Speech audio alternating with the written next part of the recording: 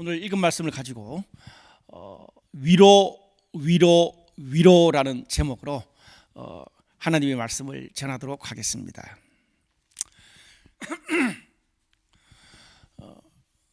우리가 새로운 한 해를 맞이한다는 것은 늘 기대감을 줍니다. 그래서 우리 주변에 보면 많은 사람들이 차가 밀리고 잠을 설쳐가면서 신년에 떠오르는 해를 보려고 가기도 합니다. 그런데 참 이 시간이라는 게 신기합니다. 하나님께서 천지를 창조하실 때 시간을 만들면서 시작과 끝이라는 개념이 인간에게 생기기 시작했습니다. 그래서 한 해의 끝도 있는 거고 새해의 시작도 있는 것입니다. 그런 면에서 우리가 지난 한 해를 어떻게 보냈던 간에 2013년 새해는 하나님께서 저와 여러분 우리들에게 주신 선물입니다. 새로운 시간, 새로운 기회, 새로운 기대감을 주시는 것입니다. 특별히 오늘 본문의 말씀은 부활하신 예수님께서 제자 베드로를 회복시키시는 장면입니다. 오늘 이 말씀을 통해서 세 가지 위로에 대해서 살펴보기를 원합니다. 먼저 첫 번째 위로입니다. 이 위로는 하나님이 우리를 어떻게 회복시키시는가, 그 위로입니다. 특별히 오늘 21장 2절에서 4절까지 말씀을 보면 부활하신 예수님이 제자들에게 찾아가기 전에 상황이 나옵니다. 베드로가 나는 물고기 잡으러 가노라 라고 말을 던졌습니다. 왜 그랬습니까?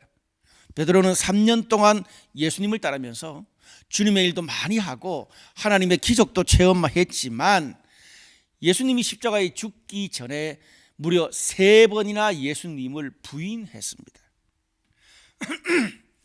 예수님의 제자로 살면서 엄청난 성공과 실패를 동시에 경험했다는 말입니다. 그 예수님 3번 부인한 것 때문에 낙심한 베드로가 제자의 삶을 떠나서 갈릴리 호숫가로 돌아와서 밤을 새워 고기를 잡았는데 한 마리도 잡지 못했다고 성경은 말합니다. 예수님이 바다에 서 계셨으나 예수님조차 알아보지를 못했습니다. 오늘 5절과 6절 말씀 보니까 이런 말씀이 있어요. 예수께서 이르시되 얘들아 너희에게 고기가 있느냐? 대답하되 없나이다. 이르시되 그물을 배 오른편에 던지라. 그리하면 잡으리라 하시니 던졌더니 물고기가 많아 그물을 들 수 없더라. 예수님께서 제자들에게 찾아와서 너희에게 고기가 있느냐? 무슨 말입니까? 하나님을 떠나 너희 뜻대로 사니까 삶이 행복하냐, 그것을 물으신 거예요. 오늘 예수님이 질문했던 그 질문이 실패했다고 느껴지는 베드로의 삶에 또 한 번의 전환점이 되었습니다. 밤새도록 고기를 한 마리도 못 잡았지만 예수님의 말씀을 따라서 그물을 던졌더니 오늘 성경에 그물을 들기 힘들 정도로 고기를 많이 잡았다, 그렇게 말합니다. 그제야 베드로가 예수님인 줄 알아보고 물 위에 뛰어들었습니다. 이게 오늘 첫 번째 스토리입니다. 그런데 사실 이 장면은요, 누가복음 5장에 베드로가 예수님을 처음 만났을 때와 너무나 흡사합니다. 그때도 보면 예수님을 처음 만났을 때 업으로 살았던 베드로가 밤새 친구들과 조업을 했지만 고기를 잡지를 못했습니다. 그런데 예수님이 나타나서 예수님의 말씀을 따라서 깊은 데로 가서 그물을 던졌더니 그때는 그물이 찢어질 정도로 고기를 많이 잡았다라고 했습니다. 그걸 보고 베드로가 나는 죄인입니다, 그렇게 고백했고, 그것을 보고 예수님께서 그 베드로를 제자로 콜링했습니다. 그런데 베드로가 예수님을 처음 만날 때나 그리고 마지막에 부활하신 예수님을 만날 때나 패턴이 똑같이 반복되고 있습니다. 여러분, 때때로 우리의 삶에도 청소년, 청년, 과거에 있었던 내 삶의 부정적인 패턴들이 그대로 반복될 때가 있습니다. 어쩌면 지난 2022년 한 해 동안도 반복될 수 있어요. 돌아보면 그렇게 은혜를 받고 주의 일을 하고 그래도 내가 성장했다고 하는데 예측할 수 없고 정말 내가 감당하기 벅찬 일들이 계속되면 내 안에 늘상 있었던 갈등의 요소들이, 부정적인 요소들이 계속 이어질 수 있습니다. 한마디로 늘어났다가 다시 원상복귀하는 고무줄처럼 되는 거죠. 인간이 안 변한다는데 내가 이 정도밖에 안 되나? 오늘 본문의 베드로처럼 물고기 잡으러 가노라 그렇게 허탈하게 말했던 베드로처럼 과거보다 더 낙심되고 절망될 때도 있습니다. 그런데 여러분, 우리가 오늘 성경을 보면서 그럴 때 우리가 붙잡아야 될 게 뭡니까? 오늘 본문에 살펴보세요. 예수님이 베드로, 너 3년 전이나 지금 하나도 달라진 게 없냐? 늘상 반복되는 베드로의 죄, 부족한 부정적인 삶의 패턴을 한 번도 추궁하지 않으셨습니다. 늘 반복해서 넘어지는 베드로의 부족한 모습이지만 예수님의 변함없는 사랑으로 999번 쓰러져도 1000번 똑같이 다시 일으켜 주시고 회복시켜 주고 계십니다. 오늘 베드로가 예수님을 처음 만날 때나 마지막에 부활하신 예수님을 만날 때나 예수님의 변함없는 사랑이 베드로를 주님의 제자로 하나님의 사랑에서 떠나지 않도록 붙잡아 놓으셨습니다. 이게 하나님의 사랑이요 복음입니다. 우리가 2022년을 마무리하고 2023년 새해를 맞이하면서 가져야 될 마음이 뭡니까? 반복되는 나의 죄, 변덕스러운 내 모습, 안되고 실패한 부정적인 패턴에 좌절하지 마십시오. 변함없이 다시 일으켜 세우시고 회복시키시는 하나님의 은혜와 사랑의 반복적인 패턴에 집중할 수 있기를 바랍니다. 우리가 고린도후서 5장 17절에 보면 이런 말씀이 있어요. 그러므로 이제부터는 어떤 사람도 육신을 따라 알지 아니하노라. 그런즉 누구든지 그리스도 안에 있으면 새로운 피조물이라. 이전 것은 지나갔으니 보라 새 것이 되었도다.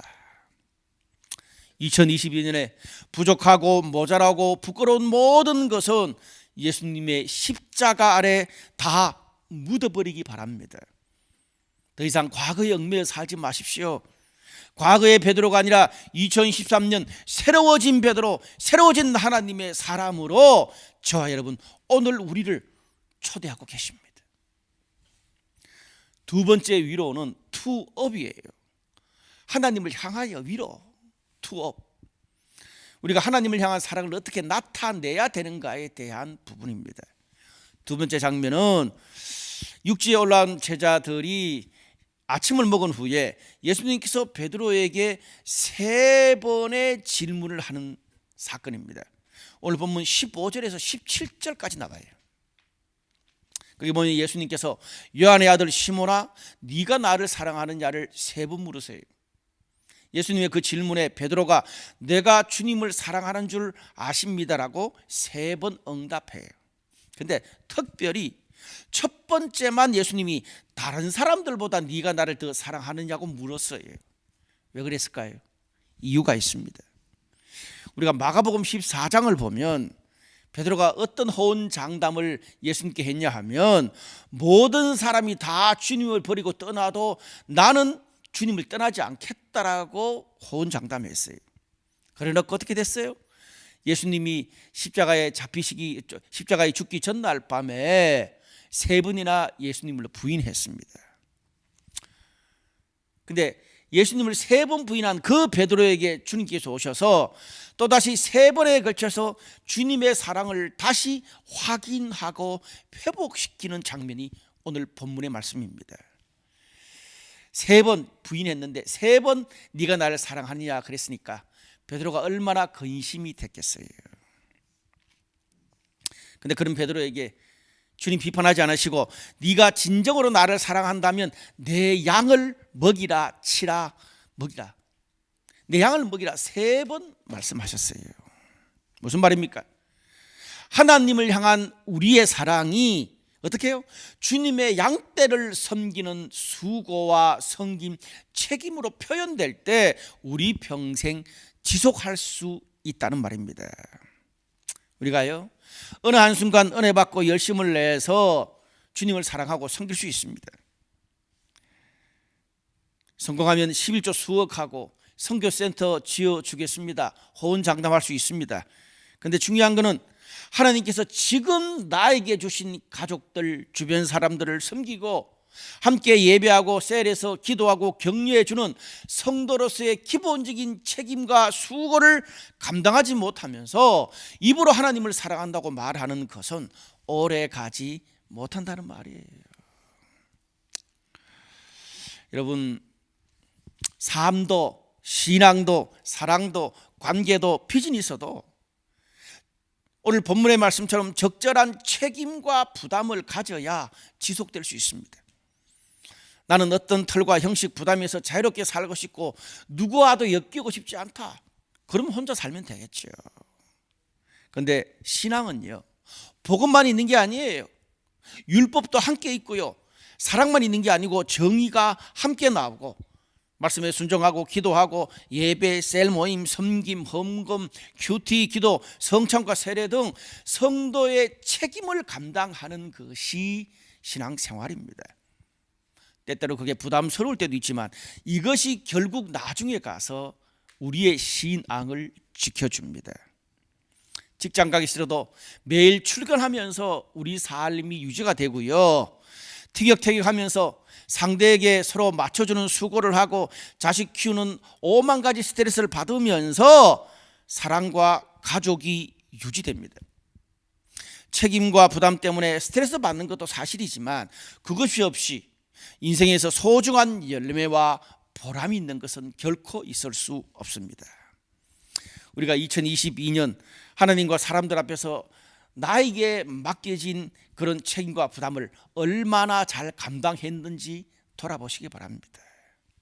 이제 2023년에는 우리에게 주신 그 하나님의 부르심과 책임을 더 잘 감당할 수 있는 힘을 하나님이 주시기를 바랍니다.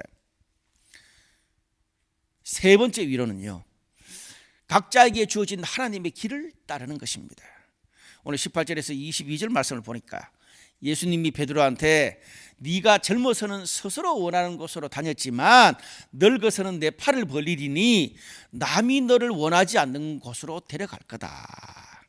이건 베드로의 죽음을 예언한 거예요. 베드로는 뒤에 보면 역사에 보면 십자가에 거꾸로 못 박혀 순교했다고 이야기를 합니다. 그런데 예수님이 그렇게 말씀하시는 그 순간에 베드로가 생뚱맞게 최후의 만찬 때 예수님 품에 있던 저 제자의 길은 어떻게 될까요? 라고 물었습니다. 예수님이 어떻게 말씀하십니까? 내가 그를 오랫동안 머물게 할지라도 네가 무슨 상관이냐, 그런 거 신경 쓰지 말고 너에게 주어진 길을 따르라, 이렇게 말씀합니다. 오늘 여기 보면 예수님의 말씀에 힌트가 있는데 요한에게 주어진 길은 머물게 하는 겁니다. 좀 더 베드로보다 오래 살면서 요한계시록을 기록하게 해요. 그런데 베드로에게 주어진 길은 예수를 따르는 순교였습니다. 똑같이 예수님의 제자지만 서로의 길이 다르다고 비교하거나 무시하지 말고 각자의 길을 존중하면서 하나님이 나에게 주신 길을 묵묵하게 걸어가는 것이 하나님께 영광이 된다는 겁니다. 여러분, 우리가 2022년 한 해 동안 여러 가지 많은 일을 겪었습니다. 한 해를 결산하면서 지금 여러분 어떤 마음이 드시나요? 무엇 때문에 만족하고 행복하고 또 반대로 무엇 때문에 근심하고 불평이 있습니까?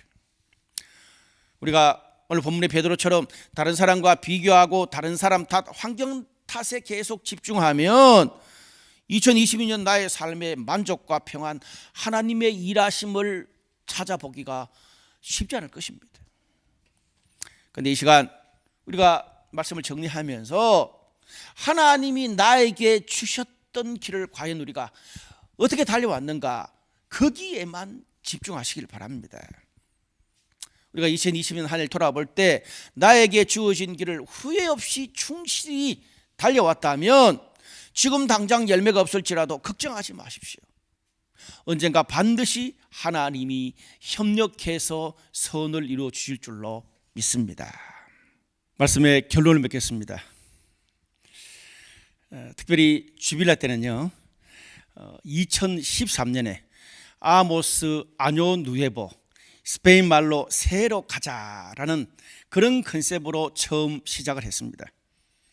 그리고 홍대교회와 강남교회가 분리되고 2016년에는 주주총회라는 컨셉으로 브라이트 홍대교회와 강남교회가 함께 참여하게 됐습니다. 그리고 올해 2023년 위로라는 컨셉으로 11년째 같이 예배를 드리게 되었습니다. 주빌라 때는 홍대교회와 강남교회가 분리되기 전에 시작했습니다. 근데 11년을 지나오면서 그 사이에 두 교회의 구성원이나 상황이 많이 바뀌어서 이제는 새로운 시대에 맞는 변화가 필요하다는 생각이 들었습니다. 그렇게 기도하면서 하나님께서 대표 목사인 저에게 새로운 마음을 주셨어요. 특별히 우리가 교역자들이 함께 모여서 결정을 했는데, 블라이트 홍대교회와 블라이트 강남교회가 연합으로 드리는 주빌라 때 예배는 올해가 마지막으로 하기로 했습니다. 내년부터는 주빌라 때는 각 교회에 맞는 컨셉으로 드리고 다른 방식으로 홍대교회와 강남교회가 연합하는 것을 더 아름답게 준비하기로 했습니다. 우리 성도들은 기대하시고 기도해 주시면 좋겠습니다. 오늘 본문에 베드로와 요한이 같은 예수님의 제자들이지만 예수님을 따름과 머뭅이라는 사역의 길이 달랐던 것처럼 홍대교회와 강남교회가 블루라이트 비전으로 이 동일한 가치와 비전을 가지고 가는 것은 변함이 없습니다. 그런데 이제부터는 각자의 다양성을 가지고 하나님이 주신 블루라이트의 사명을 감당할 것입니다. 이렇게 우리가 새로운 시대에 맞는 새로운 컨셉과 방향을 준비하고 또 그것을 이루어가면서 서울의 동서남북 6대 광역시에 예수의 빛을 비추는 교회와 미션 공동체를 세운다는 블라이트의 비전이 더욱 빠르게 본격적으로 이루어지는 그런 계기, 그런 원년이 될 것이라 확신합니다. 오늘 블라이트 강남교회 모든 성도들, 또 블라이트 홍대교회 모든 성도들을 주님의 이름으로 축복합니다. 감사합니다.